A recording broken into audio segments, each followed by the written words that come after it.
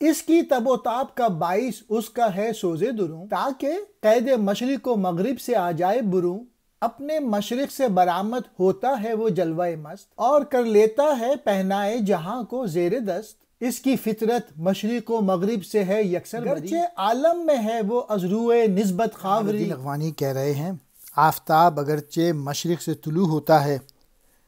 اور اس میں شوق اور بے حجاب تجلیاں ہوتی ہیں، یعنی بہت تیز روشنی اور کرنوں کے ساتھ وہ طلوع ہوتا ہے، وہ اپنے اندرونی سوز کی وجہ سے کشمکش میں ہوتا ہے تاکہ وہ مشرق و مغرب کی قید سے آزاد ہو جائے، لیکن وہ اپنے مشرق سے جلوے میں مست ہو کر نکلتا ہے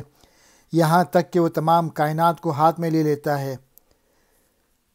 اس کی فطرت مشرق و مغرب سے آزاد ہے،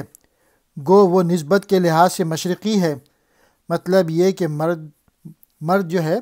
وہ آزاد بھی اسی طرح سے حدود اور قیود سے آزاد ہوتا ہے، اور انسانوں کو ایسا ہی کرنا چاہیے۔ میسج یہ ہے